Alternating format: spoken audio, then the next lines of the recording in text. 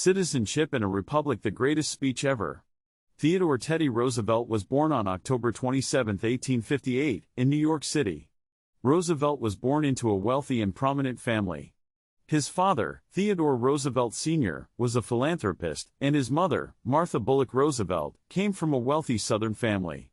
He was homeschooled due to health issues, which he overcame through physical exercise and outdoor activities, which gave him a lifelong love of the outdoors. He attended Harvard University, where he graduated in 1880.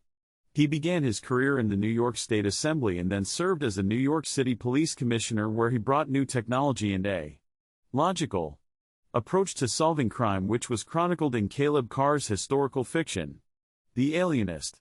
Roosevelt made his appearance on the national stage, first as Assistant Secretary of the Navy, where he promoted the United States' preparedness at sea and expansion of naval bases worldwide.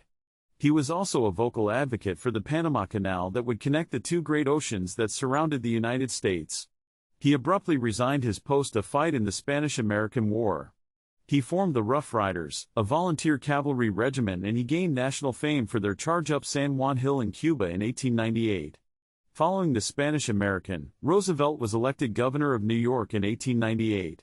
President William McKinley was elected in 1900 and with Roosevelt as his vice president. Roosevelt was sworn in as vice president on March 4, 1901, and 7 months later, on September 6, 1901, President McKinley was shot by an assassin. Upon McKinley's death, Roosevelt was sworn in as the 26th President of the United States, becoming the youngest person to hold the office at the age of 42. Adhering to the tradition of 2 terms, Roosevelt supported William Howard Taft in 1908. In 1912, upset that Taft was not upholding his previous ethical reforms, Roosevelt ran as a third-party progressive party, the Bull Moose Party, dividing the Republican part, allowing Woodrow Wilson to gain the White House. Violence struck again as Roosevelt was shot in the chest before a speech in Milwaukee, but he went on to deliver a 90-minute speech. The bullet struck Roosevelt in the chest but was slowed by 2 items in his breast pocket: a metal eyeglass case and 50-page folded copy of his speech. Roosevelt pulled out a bloody manuscript and started his speech saying, "Friends, I shall ask you to be as quiet as possible. I don't know whether you fully understand that I have just been shot, but it takes more than that to kill a bull moose." The bullet remained lodged in his chest for the remainder of his life. On domestic policy, Roosevelt was known for his progressive reforms, which included trust busting, breaking up monopolies, regulating railroads, and ensuring consumer protection. His domestic program focused on conservation of natural resources, control of corporations, and consumer protection. He advocated for a strong international presence and military power, famously summarized by his motto, "Speak softly, and carry a big stick." He was awarded the Nobel Peace Prize in 1906 for mediating the Russo-Japanese War.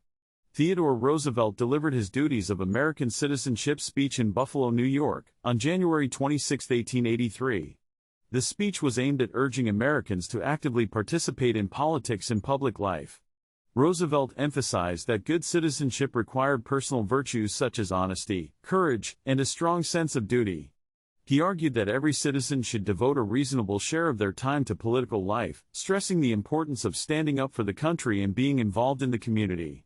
However, Theodore Roosevelt's most powerful and famous speech is known as "The Man in the Arena" is an excerpt from his complete speech Citizenship and a Republic, delivered at the Sorbonne in Paris on April 23, 1910. Roosevelt gave this speech a year after leaving his presidential office, during a tour of Europe.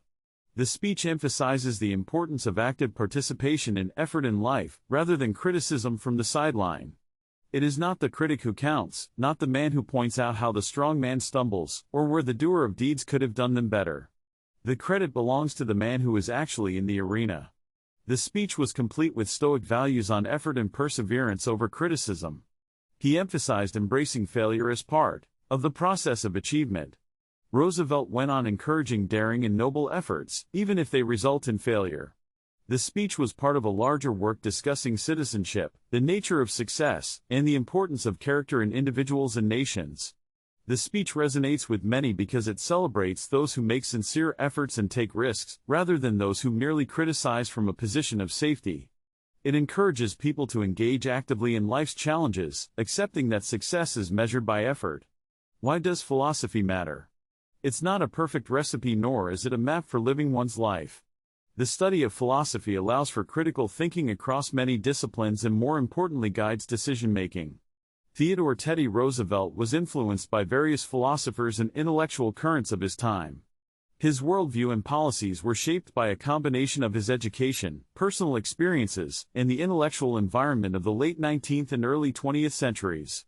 Emerson and Thoreau and the Transcendental movement aligned and influenced with his love and his wanting to protect nature. Roosevelt introduced national parks and the concept of public spaces, which are a lasting legacy. Roosevelt admired the works of Emerson, who through his writings emphasized self-reliance, individualism, and a deep connection to nature. These ideas resonated with Roosevelt's own love of the outdoors and his belief in the importance of rugged individualism and personal responsibility. Roosevelt's conservation efforts were also guided by a philosophy of stewardship, believing that natural resources should be preserved and responsibly managed for the benefit of future generations. Roosevelt was also influenced by the ideas of John Stuart Mill, particularly his views on liberty and utilitarianism. Mill's advocacy for individual freedom and the greatest good for the greatest number resonated with Roosevelt's progressive agenda and his belief in balancing individual rights with social welfare. Roosevelt was well-read in classical philosophy, drawing inspiration from the works of ancient philosophers such as Plato, Aristotle, and the Roman Stoics like Marcus Aurelius. He admired their teachings on virtue, duty, and the role of the individual in society, which influenced his own ideas about civic responsibility and leadership. Teddy Roosevelt, known for his robust moral principles, championed ethics in public service, advocating for fairness, integrity, and the elimination of corruption during his presidency. We could certainly use Teddy Roosevelt in the arena today. And now you know.